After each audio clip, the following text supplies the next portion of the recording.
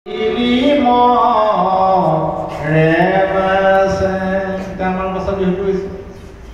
বৰশীত লাগি লাগি আহি আছো, এতিয়া উপলব্ধি নহয় কথা।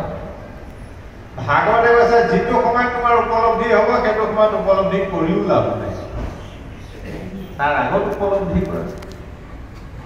সেইকাৰণে জীৱন্ত অৱস্থাত চাৰিটা কথা প্ৰমাণ কৰিবলৈ কৈছে আমাক। চিনি পাই লোৱা তুমি য'ত লাগি আছা সি তোমাৰ আপোন হয়নে নহয়। প্ৰথম নিজৰ সন্তানক প্ৰমাণ চিনি লোৱা, প্ৰথম। দ্বিতীয়তে ককাই ভাই চিনি লোৱা। তৃতীয়তে স্বামী বা ভাৰ্যাক চিনি লোৱা, তোমাৰ আটাইতকৈ আপোন। চতুৰ্থতে ঈশ্বৰকো চিনি লোৱা। বোলে কাক কেতিয়া প্ৰমাণ পাবা চিনি পাবা? ও পুত্ৰক চিনিবা বিবাহৰ পাছত, ভাতৃক চিনিবা সম্পত্তি ভাগ, ও ভাৰ্যাক চিনিবা বৃদ্ধ কাম, ঈশ্বৰক চিনিবা সংকট কাল। ল'ৰাটো ভাল ভাল বুলি জ্বৰ মাৰি নুফুৰিবা, মাটি বাৰী বেছি পঢ়োৱা। বিয়া পতা এবছৰ পিছতহে প্ৰমাণ পাবা নিজৰ লগত ৰাখে নে বৃদ্ধ আশ্ৰমত ৰাখে।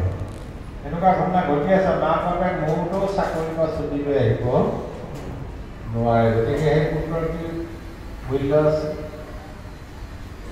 মাক বাপেক ডাঙৰ নে চাকৰিটো ডাঙৰ? যুক্তি দিলে চাকৰিটো ডাঙৰ হ'ব, কিন্তু আধ্যাত্মিক দৃষ্টিৰে চালে কোন ডাঙৰ? আদ্য গুৰু, পিতৃ মাতৃ। গুৰুক অৱহেলা কৰা হয়। গুৰুক অৱহেলা কৰিলে ভগৱন্ত কেতিয়াও সন্তুষ্ট নহয়। গুৰু সেৱাটো হ'ল শ্ৰেষ্ঠ ধৰ্ম, পিছত আলোচনা কৰিম। ককাই ভাই কেতিয়া চিনিব বাৰু? হয়, আমাৰ ককাই ভাই বৰ সমাজ এৰি ককাই ভাই কৰে, ককাই ভাই উদ্ধাৰ কৰিলো। যিদিনা মাটি বাৰী ভাগ কৰিব সেইদিনাই প্ৰমাণ পাবা ধনী ককাইকে দুখীয়া ভাইকৰ কাৰণে কি ন মাটি এৰি দিছে। বোলে ভাইজাক চিনিবা বৃদ্ধ কালত, আপুনি তাত ডেকা হৈ আছে, আইগৰাকে যিটোকে বিচাৰে সেইটোকে দি আছে, ধাৰিত কৰিলেও খুৱাই আছে। সেইকাৰণে এতিয়া আপোনাৰ ৰামচন্দ্ৰ ব্যৱহাৰ কৰে আপুনি আপুনি বুলি। যেতিয়া আপোনাৰ সজাগত হ'ব, আপুনি ভিতৰতে থুপেকা পেলাব, তেতিয়াহে গম পাব। এই বুঢ়াডাল এডাল নমৰা হ'ল, লেমেলা হ'ল, ভাল বিপদে পালে গালিয়ে থাকিব। হয়নে নহয়? আজিকালি বুঢ়া হ'লে নাপায়। চকুৰ আগত দেখিছো ল'ৰাটোৱে যেতিয়া প্ৰথম ছোৱালীজনী চাবলৈ যাব, ছোৱালীজনীয়ে যি লাজ লাজকে মাতিব, আপুনি আপুনি বুলি মাতে। কিজানি অকণমান বেয়া পালে বিয়া নাপাতিব। যেন তেনে বিয়া হৈ আহিলে, ছমাহমান হ'ল। ছমাহমানৰ পিছত আপুনি বা চিধাই তুমি, প্ৰথম তুমি, তাৰপিছত এবছৰমানৰ পিছত যেতিয়া তৰকা টুকি লাগিব, তই বুলি উভতি ধৰে। ডেকা কালতে তই বুলি উভতি ধৰে। বৃদ্ধ অৱস্থা পালাব সুধাই মানে সেইবিলাক। গতিকে স্বামীক বৃদ্ধ কালত চিনিবা। আপুনি এতিয়া গাভৰু হৈ আছে কাৰণে যিটোকে লাভ বিচাৰিছে সেইটোকে দিছে। যেতিয়া বৃদ্ধ অৱস্থা হ'ব, তেতিয়া এই বুঢ়ীজনী যদি নমৰা হ'ল, ভাল বিপদে পালে নামৰো যাব নোৱাৰা হ'ল, গালিকে দিয়ে। ঈশ্বৰক চিনিবা সংকট পালে, সেইটো কৈ গ'ল। সেইকাৰণে কৈছে ভাবা, নিজক এবাৰ ভাবাচোন।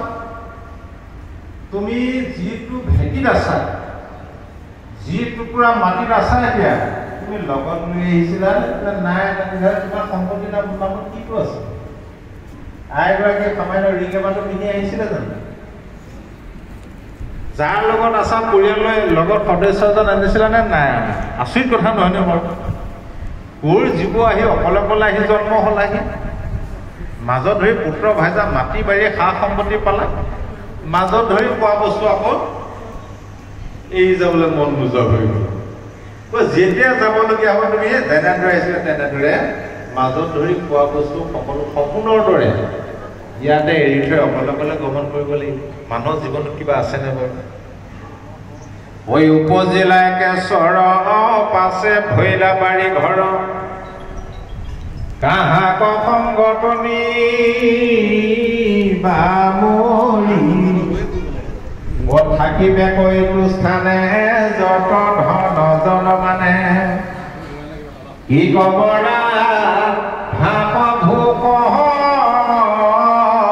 কৰি এতিয়া ইয়াতে ভাগবোৰ কৰি আছে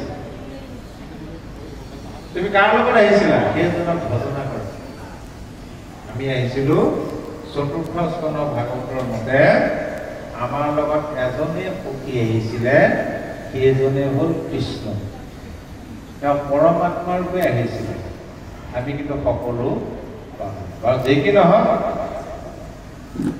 যেতিয়া শুকদেৱে সেইটোৱে ক'লে হে ৰাজন এতিয়া কলিযুগত ভাগৱত ধৰ্মৰ বাদে আন ধৰ্মই তোমাক গতি দিব আৰু এই ভাগৱত ধৰ্মনো কি আজি দ্বিতীয় স্কন্ধৰ পৰা আৰম্ভ হৈছিল গুৰুজনাই ইয়াৰ পথ ভাঙনি কৰিবলৈ গৈ হাতত কলম তুলি ধৰি জয় জয়তে সেইজন কৃষ্ণ ভগৱন্তক স্মৰণ কৰিছে জয় জয় কৃষ্ণ জাগ স্মৰণ মংগল জাগ যোগাদিৰ হৰি নাম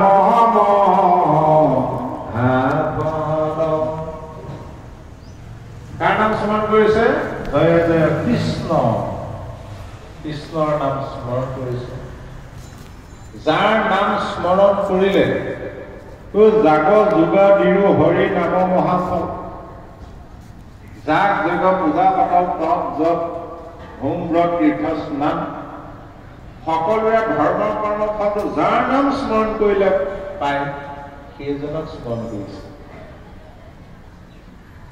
তাৰমানে এতিয়া আজি আমি দেখা ঈশ্বৰৰ নামহে লৈছো